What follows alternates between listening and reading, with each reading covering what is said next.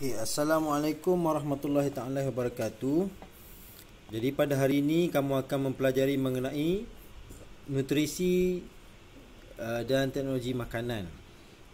Jadi dalam bab ini kamu akan pelajari mengenai apa dia mengenai makanan, kelas-kelas makanan, gizi seimbang, kalori, makronutrien, mikronutrien, kita nitrogen, semua tu kita akan pelajari dalam bab ini.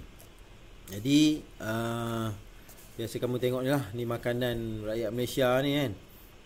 Mana kita biasa makan ikan, daging, ayam, bijirin. Jadi apakah kandungan ni semua?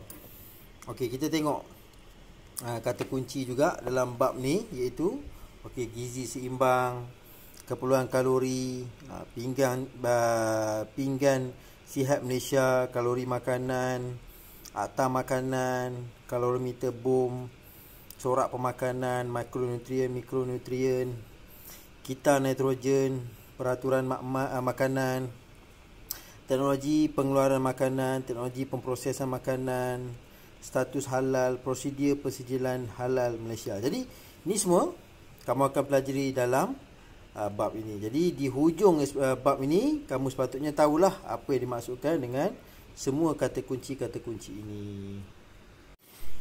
Kita akan sentuh sikit mengenai gizi seimbang dan nilai kalori dalam permulaan subtopik dalam bab ini.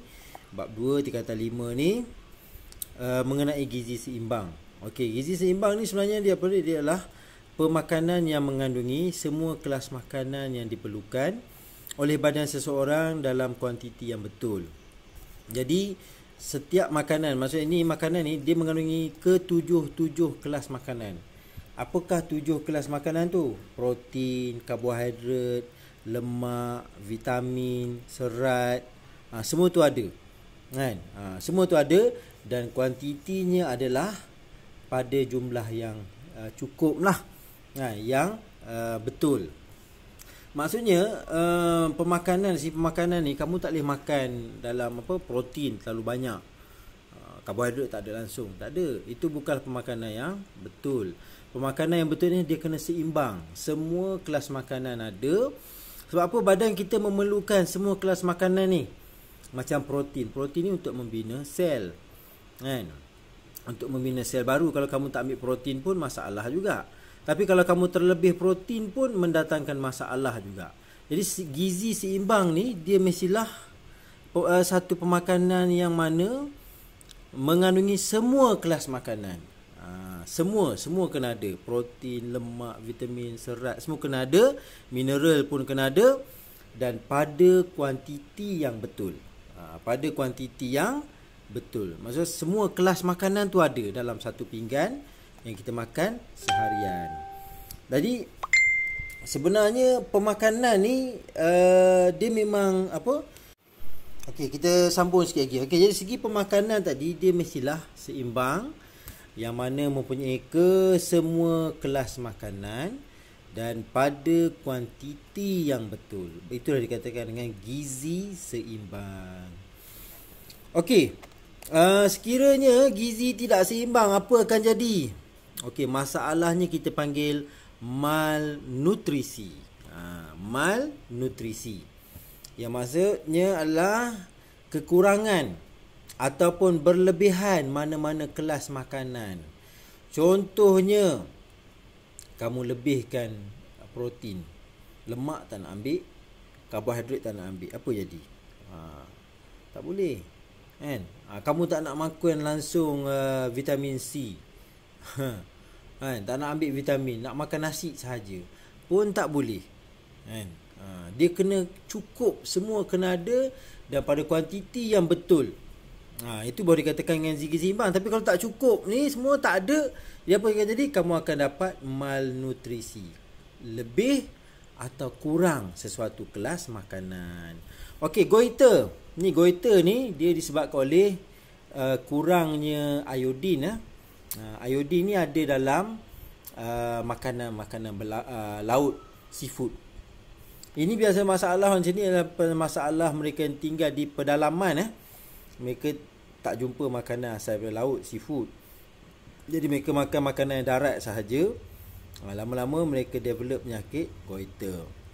Scurvy, tidak ada atau kurangnya vitamin C, menyebabkan gusi berdarah. Marasmus, ni sebab kurang karbohidrat. Kwashiorkor, kurang protein. Ricket ni kurang vitamin D, menyebabkan pembentukan tulang dia efek. Sampai tulang dia pun, tulang kaki dia menjadi bengkok. Okey, sikit lagi kita pergi ke subtopik ni, konsep pinggan sihat Malaysia. Konsep pinggan sihat Malaysia maksudnya pemakanan kita. Kan, kita nak makan ni sehari-sehari ni kita nak makan ni. Jadi sepinggan kita tu sepatutnya kena ada apa? Satu pinggan kita tu sepatutnya dipenuhi oleh apa? Kamu mungkin sebagai student tinggal di asrama, makan ikut dan lah. Makan roti canai, petang roti canai, malam roti canai, siang pun roti canai juga. Lepas tu Maggi sikit-sikit. Jadi adakah itu pemakanan yang sihat? Tak sihat sebenarnya. Dia pemakanan yang tidak sihat. Sebab apa? Kamu tak ada protein, kamu hanya ada karbohidrat, asal kenyang sahaja. Tak boleh, kan? Jadi macam mana nak membantu badan yang sihat, kan? Jadi sebab itulah pihak Kementerian Kesihatan Malaysia memperkenalkan konsep pinggan sihat untuk mengajar penduduk Malaysia ni apakah yang dimaksudkan dengan pinggan sihat ni. Okey, satu pemakanan kita ni, kan, satu pinggan kita sepatutnya kita kena ada apa?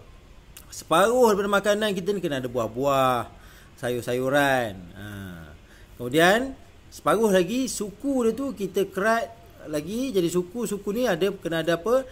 Protein, sumber protein, kena ada daging, ikan ke, telur ke, kan? Okey, suku lagi nanti ini adalah untuk apa? Nasi, ataupun kita panggil dia sumber karbohidrat. Jadi itulah, kan, konsep pinggan sihat, yang mana nak memastikan apa? Memastikan setiap pemakanan kita ni ada kelas makanan. Semua kelas makanan ada. Ni protein ada, karbohidrat ada, mungkin sini bukan saja protein, lemak pun ada. Lemak-lemak ikan ni, dan juga vitamin ada di sini, mineral ada di sini. Jadi itu dikatakan konsep pinggan sihat. Okey, jadi apakah yang kita nak apply, apa yang kita nak guna? Aplikasi ni maksudnya kita nak gunakan dia, nak amalkan dia. Itu maksud aplikasi. Aplikasi konsep pinggan sihat Malaysia dalam kehidupan seharian. Maksudnya penggunaan konsep pinggan sihat Malaysia dalam kehidupan harian. Itu maksud dia. Okey, jadi apa yang kita patut buat? Ni mesej utama dia yang dia nak sampaikan kepada kita. Ni mesej dia. Yang pertama sekali, makan 3 hidangan utama yang sihat dalam sehari. Sehari 3 kali makan sahaja. Sehari 3 kali makan sahaja, kan? Dengan maksud di sini makan dengan menu utama yang sihat. Apa dia? Pagi, tengah hari, sebelum masuk maghrib. 3 kali dah tu, kan? Dengan hidangan utama. Pagi apa dia? Roti canai ke. Tengah hari makan nasi, kan? Nak malam sikit, adalah ambil lah sikit nasi. Dah makan petang tu, kan?